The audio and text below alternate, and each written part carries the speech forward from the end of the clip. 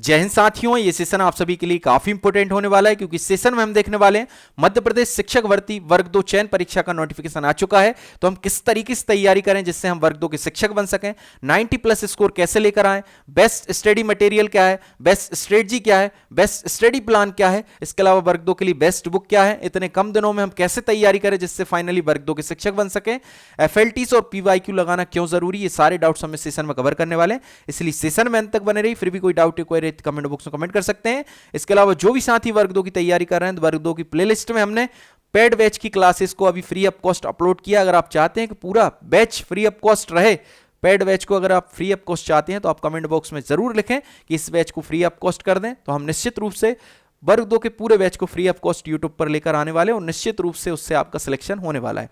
तो इस सेशन में अंत तक बने रहें, अपना प्यार और सपोर्ट बनाए रखें, चैनल को सब्सक्राइब करें, वीडियो को लाइक करें, वीडियो को ज्यादा शेयर करें। तो आइए हम स्टार्ट करते हैं अपना सेशन।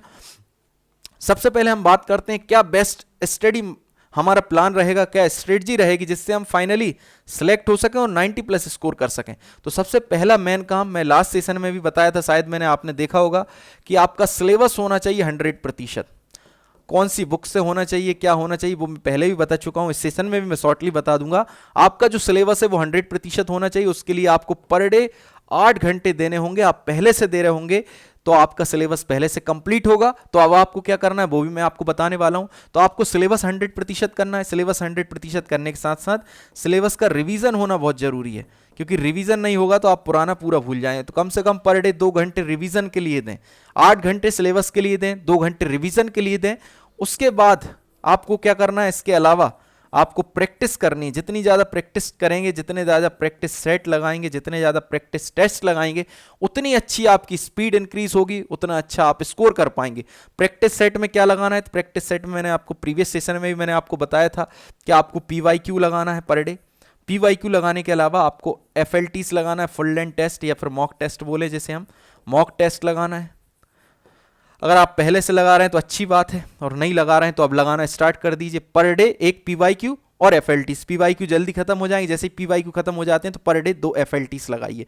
ये हो गया हमारा स्टडी प्लान। इसके साथ साथ अब आपको पीवाईक्यू से क्या फायदा मिलने वाला है, जो मैं पीवाईक्यू की बात कर रहा हूं या फिर एफएलटीज की बात कर रहा हूं, इससे आपको क्या लाभ मिलेगा।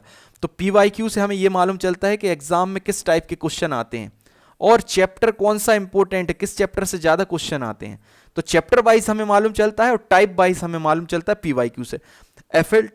एफएलटी की अगर हम बात करें तो एफएलटी हमें क्या लाभ देगी, तो एफएलटी से हमें यह लाभ होता है कि हमारी स्पीड इंक्रीज होती है। मानकर चलिए आज आप पहला प्रैक्टिस सेट लगाएंगे तो हो सकता है पूरे 100 क्वेश्चन अटेम्प्ट ना कर पाए, लेकिन जब आप 10-20 प्रैक्टिस सेट लगा लेंगे तो आप पूरे क्वेश्चन भी अटेम्प्ट करेंगे, साथ साथ आप कुछ समय भी बचा लेंगे, जिससे कुछ क्वेश्चंस में आपको डाउट्स है तो उन पर आप दोबारा जा करके उनको आप सुधार सकते हैं, सही ऑप्शन चूज कर सकते हैं। हो सकता है जल्दी जल्दी में आपने गलत कर दिया हो, तो आपकी स्पीड इंक्रीज होती है। सबसे पहला काम तो प्रैक्टिस सेट लगाने से यही होता है कि आपकी स्पीड अच्छी इंक्रीज होने लगती है। स्पीड इंक्रीज होगी तो नंबर ऑफ क्वेश्चन जो होंगे, नंबर ऑफ क्वेश्चन जो आप अटेम्प्ट कर रहे थे, नंबर ऑफ क्वेश्चन जो अटेम्प्ट कर रहे थे वो भी बढ़ जाएंगे। नंबर ऑफ क्वेश्चन जो आप अटेम्प्ट कर रहे थे बढ़ जाएंगे। जब आप क्वेश्चन अटेम्प्ट ज़्यादा करेंगे तो आपका स्कोर भी इंक्रीज होगा ऑटोमेटिकली, तो आपका स्कोर भी इंक्रीज होता है। ये सारे लाभ हैं एफएलटीज के। एफएलटी से स्पीड बढ़ती है, नंबर ऑफ क्वेश्चन बढ़ते हैं, जो आप अटेम्प्ट नहीं कर पा रहे 100% वो अटेम्प्ट करने लगते हैं। जब आप अटेम्प्ट करोगे तो आपका स्कोर भी ऑटोमेटिक इंक्रीज होगा, क्योंकि जब समय नहीं बचता तो आप अटेम्प्ट तो पूरे कर लेते हैं, तुक्के मार देते हैं।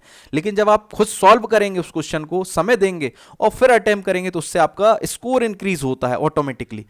पीवाईक्यूज आपको टाइप वाइज ये बताते हैं कि किस टाइप के क्वेश्चन बनते हैं, किस पैटर्न के क्वेश्चन बनते हैं, कौन सा चैप्टर इंपॉर्टेंट है, किस चैप्टर से ज्यादा क्वेश्चन आ रहे हैं। तो ये बेस्ट स्टडी प्लान है। अगर आपने इसको फॉलो कर लिया, इस पूरे चार्ट को फॉलो कर लिया, तो आप निश्चित रूप से 100% आपका सिलेक्शन हो जाएगा। लेकिन आपके लिए उसका सिलेबस जो है पहले से आपको कंप्लीट होना जरूरी है, और नहीं भी है तो आप अभी भी कर सकते हैं अगर आपने पहले से कुछ पढ़ा रखा है। लेकिन आपको पर डे 8 घंटे देने होंगे सिलेबस के लिए, रिवीजन के लिए 2 घंटे देने होंगे, और प्रैक्टिस सेट जरूर लगाने होंगे। पीवाईक्यूज, एफएलटीज, इनके लिए कम से कम 5 से 6 घंटे पर डे चाहिए। यानी कि ये पूरा जो स्टडी प्लान दिखाई दे रहा है ये 15 से 16 घंटे का है। फिर अच्छे से नींद भी लेना है, रेस्ट भी जरूरी है, नहीं तो आप प्रैक्टिस सेट लगाएंगे तो आपको नींद आएगी। प्रैक्टिस सेट हो सके तो एक प्रैक्टिस सेट आपको दोपहर में लगाना है, क्योंकि जब आप एग्जाम हॉल में एग्जाम देंगे तो निश्चित रूप से वो दिन का समय होने वाला है। सुबह सुबह हम प्रैक्टिस सेट लगाते हैं तो सुबह सुबह हमारा माइंड बिल्कुल फ्रेश होता है, तो सुबह भी लगाना है, ये नहीं बोल रहा हूँ सुबह नहीं लगाना, शाम को भी लगाना है, पर कभी कभी दोपहर में जरूर लगाना है, क्योंकि मेन जो आपका एग्जाम टाइम रहेगा वो निश्चित रूप से 10 से लेकर 4 के बीच ही रहने वाला है, 5 तक रहने वाला है, तो उस समय में जरूर प्रैक्टिस सेट लगाते रहें, ठीक है ना। सुबह और दोपहर में भी लगाएं। सुबह वो चैप्टर्स पढ़ें जो अपन को समझ में नहीं आते, जिनमें समय ज़्यादा लगता है, जिनसे अपन से क्वेश्चन नहीं बन रहे हैं।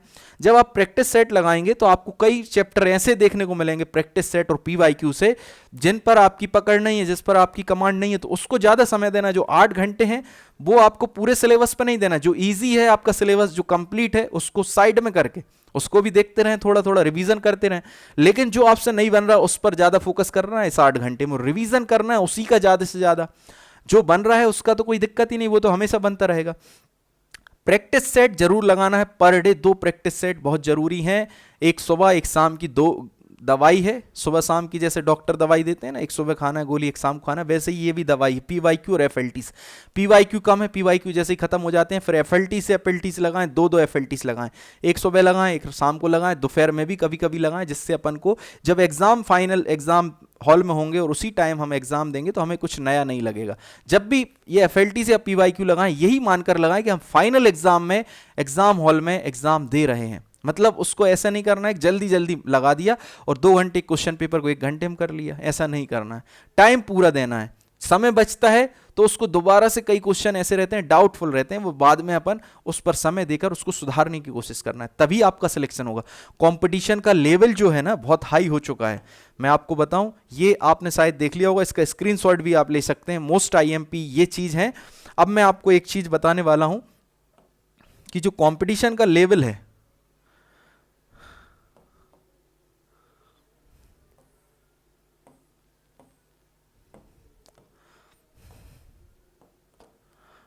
जो आपके कंपटीशन का लेवल है काफी हाई हो चुका है। पहले बात अलग थी, अब ये कंपटीशन का लेवल बहुत ऊपर जा चुका है। पहले अलग बात थी, जो 2018 में एग्जाम हुआ था तब बहुत सालों बाद एग्जाम हो रहा था और ऑनलाइन हो रहा था, तो लोगों को एक्सपीरियंस नहीं था। और पहले जो शिक्षक भर्ती होती थी, यानी कि जो भी शिक्षक बनते थे वो सिर्फ शिक्षक ही बनते थे। मेरे कहने का मतलब जो है कि या तो कोई शिक्षक बनता था जो पहले से टीचिंग में है, या फिर कोई वैकेंसी आई और उन्होंने फॉर्म फिल कर दिया और उनका हो गया, इन्हें बीएड डीएड करके रखा है। क्योंकि पेमेंट जो थी पहले बहुत कम थी, पेमेंट कम होने के कारण शिक्षक वही बनते थे जिनको शिक्षक बनने का सपना था या फिर जो टीचिंग से जुड़े हुए हैं। अब लेकिन शिक्षक जो है ना एक जॉब बन चुका है, और जो चीज़ जॉब बन जाती है उसमें कंपटीशन का लेवल काफ़ी हाई हो जाता है। इसलिए कंपटीशन का लेवल हाई हुआ है, क्योंकि जो शिक्षक है अब वो जॉब बन चुका है। अब शिक्षक शिक्षक नहीं रहा है, जो चीज़ जॉब बन जाए उसका कंपटीशन का लेवल काफ़ी हाई हो जाता है, लेवल बढ़ जाता है ऑटोमेटिकली लेवल अप हो जाता है। तो आपको ये चीज़ ध्यान रखना है। अब कंपटीशन का लेवल हाई हो गया, ये सब चीज़ें समय इसलिए बर्बाद कर रहा हूँ ताकि आपके दिमाग में जाए ये बात कि कंपटीशन का लेवल कितना हो गया है। पहले डीएड बीएड सिर्फ वही लोग करते थे जिनको शिक्षक ही बनना है, या जो टीचिंग से जुड़े हैं, प्राइवेट स्कूल में पढ़ा रहे हैं, गेस्ट टीचर हैं, या फिर कुछ लोगों के मन में भी होता है ना हमें शिक्षक ही बनना है, तो सिर्फ वही कुछ ही लोग थे। लेकिन जब ये जॉब हो गया है, शिक्षक क्या हो गई, एक जॉब बन गई है, पेमेंट अच्छी बन गई है, सैलरी बढ़ गई है, जब जॉब बन गई है तो इसमें शिक्षक बनना सिर्फ शिक्षक अकेले नहीं रहे हैं। जितने भी कंपटीशन एग्जाम की तैयारी करने वाले व्यक्ति हैं, जितने भी कंपटीशन एग्जाम में बैठते हैं, उन सब ने भी डीएड बीएड करके रख लिया, और जब भी वैकेंसी आएगी तब वो इसकी तैयारी करेंगे। और जो कंपटीशन की तैयारी करते हैं उनके लिए इसमें काफ़ी लाभ मिलता है, उनकी प्रैक्टिस अच्छी होती है, कई बार एग्जाम हॉल में जाते हैं। आप टीचिंग का एग्जाम देते हैं, सिर्फ तभी एग्जाम देने जाते हैं। आपको क्या करना चाहिए, कोई सा भी फॉर्म आ रहा है, जब अपन टीचिंग की तैयारी कर रहे हैं, साल में कम से कम 2-4 एग्जाम और दे देना चाहिए। उससे हमारी क्या होती है, प्रैक्टिस होती है। हम जो एग्जाम हॉल में बैठते हैं उसका हम प्रेशर झेल पाते हैं, किस तरीके से एग्जाम होता है, कंप्यूटर पे किस तरीके से एग्जाम में क्वेश्चन दिखते हैं, कैसे हम अटेम्प्ट करते हैं, रिजल्ट कैसे आता है, माउस कैसे चलाना है, सारी प्रैक्टिस भी जरूरी है। जब पहली बार एग्जाम देने गए, शिक्षक का डर भी है अंदर और एग्जाम भी पहली बार दे रहे हैं, सारा चौपट हो जाता है, आपसे बने हुए क्वेश्चन गलत हो जाते हैं।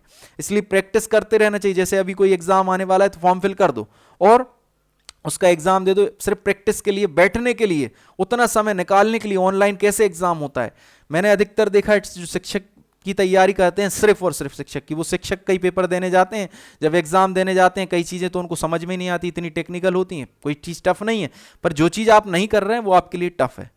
तो इन सारी चीज़ों का ध्यान रखें। शिक्षक अब जॉब बन चुका है, हाई सैलरी हो चुकी है, हाई लेवल बढ़ चुका है, तैयारी इतनी अच्छी करनी पड़ेगी, क्योंकि कंपटीशन वाले अगर बच्चे आ जाते हैं जिस जॉब में, उसमें लेवल एग्जाम का भी बढ़ाना पड़ता है और कट ऑफ ऑटोमेटिक इंक्रीज होता है। कट ऑफ कौन बनाता है? हमारे ऊपर ही कट ऑफ डिपेंड करता है। कट ऑफ एग्जामिनर नहीं बनाता है, ना जो बोर्ड है वो बनाता है। कट ऑफ बनता है बैठने वाले कैंडिडेट के ऊपर, वो जितना स्कोर करेंगे कट ऑफ ऑटोमेटिक हाई चला जाएगा। तो ये चीज़ का आप ध्यान रखें। अब इसके बाद मैं बात करता हूं आपसे बुक्स की, बेस्ट बुक क्या है। पहले भी इस पर बात कर चुका हूं, लेकिन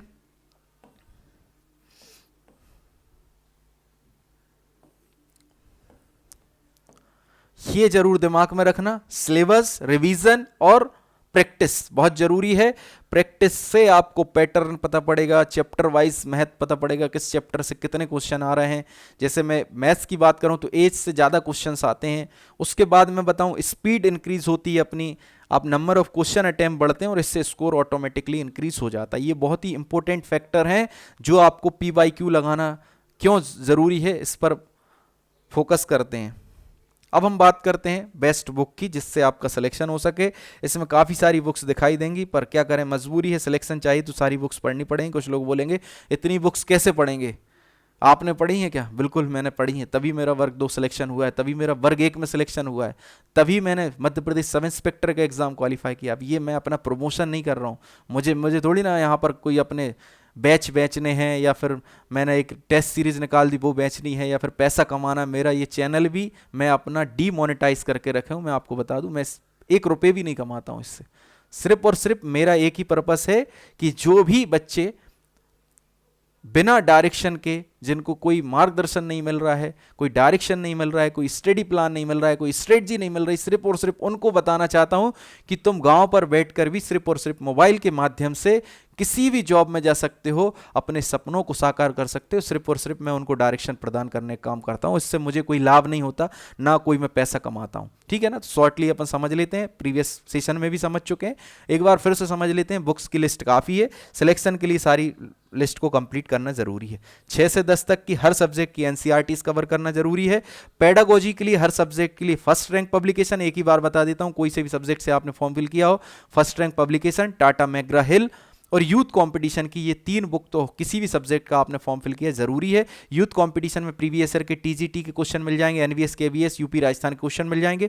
यूथ कंपटीशन बहुत इंपॉर्टेंट बुक है। इसके साथ साथ फर्स्ट रैंक पब्लिकेशन और टाटा मैकग्रा हिल हर सब्जेक्ट की पेडागोजी के लिए इंपॉर्टेंट है। ठीक है, उसके बाद हम सब्जेक्ट वाइज बुक की बात करते हैं। जैसे हम मैथ्स की बात करें तो मैथ्स में RS अग्रवाल इंपॉर्टेंट है, कॉन्सेप्ट किंग भी इंपॉर्टेंट है, आदित्य रंजन सर की बुक इंपॉर्टेंट है, राकेश यादव। 4 बुक इसलिए लेना जरूरी है, कई कॉन्सेप्ट मानकर चलिए आदित्य रंजन सर की बुक में अच्छे मिल जाएंगे, कई कॉन्सेप्ट किंग में अच्छे मिल जाएंगे, और बेसिक पूरा RS अग्रवाल में और राकेश यादव सर की बेस्ट बुक है। चारों बुक लेकर रखेंगे। सभी का स्टडी मटेरियल, अब कई लोग बोलते हैं ज्यादा बुक नहीं पढ़ना चाहिए, सिर्फ एक पढ़ना चाहिए। भाई चारों बुक में एक ही तो है स्टडी मटेरियल, बस उसका जो बताने का तरीका है, मेथड है, वो अलग अलग, इसलिए बुक्स ज्यादा लेना जरूरी है। ठीक है ना? और मैंने आपको बताई दिया Tata McGraw Hill, youth competition, first rank publication, TGT, UP KVS NVS, सारे क्वेश्चन हर सब्जेक्ट के शिक्षकों के लिए जरूरी है। साइंस की भी बात करें, साइंस का 1 लाइनर ले लेंगे, खान सर का मिलता है, और भी महेश कुमार बर्णवाल जी का भी मिलता है। दृष्टि IAS की बुक, लूसेंट की बुक, खान सर का 15,000 एक साइंस का कॉम्बो है, उसमें सारे प्रीवियस ईयर के क्वेश्चन, कई एग्जाम में आए हुए क्वेश्चन मिल जाएंगे, आपके एग्जाम में भी देखने को मिलेंगे। Youth competition, first rank publication, Tata McGraw Hill, UP Rajasthan NVS KVS के सारे क्वेश्चन। इंग्लिश की बात करें तो नीतू सिंह मैडम की इंग्लिश की बहुत शानदार बुक है, इसमें आपको बुकेब और ग्रामर बहुत शानदार मिल जाएगी। लूसेंट और परफेक्ट में से एक कोई बुक ले सकते हैं। मैकग्रा हिल और फर्स्ट रैंक पब्लिकेशन आपकी हो गई पेडागोजी के लिए। उसके बाद हम बात करें youth competition, NVS KVS TGT PGT previous year question paper लेना कंपलसरी। संस्कृत की बात करें तो संस्कृत गंगा के नोट्स हैं, अगर आपके पास नहीं होंगे तो मैं व्हाट्सएप ग्रुप टेलीग्राम ग्रुप पर शेयर कर दूंगा। लूसेंट, मैकग्रा हिल और फर्स्ट रैंक पब्लिकेशन आपकी हो जाएगी पेडागोजी के लिए, और youth competition TGT NVS KVS UP Rajasthan के प्रीवियस ईयर क्वेश्चन लगाना कंपलसरी है। ठीक है, अब इतने कम समय में कैसे लगाओ, इसलिए मैं पहले से बताता आया हूं कि अभी से तैयारी करेंगे तभी आपकी तैयारी होगी। साइंस की बात, सोशल साइंस की बात करें तो सोशल साइंस में NCERT 6 से लेकर 12 तक कंप्लीट करनी होगी, और इसमें हिस्ट्री, पॉलिटी, जियोग्राफी, इकोनॉमिक्स और एमपीजी के सब कंप्लीट करना होगा। इसके अलावा हम सब्जेक्टिव बुक की बात करें तो वन लाइनर आता है एक एनसीईआरटी का 6 से लेकर 10 तक का, वो कंप्लीट कर लेंगे। महेश कुमार वर्णवाल जी का है, खान सर का, और भी काफ़ी सारे राइटर।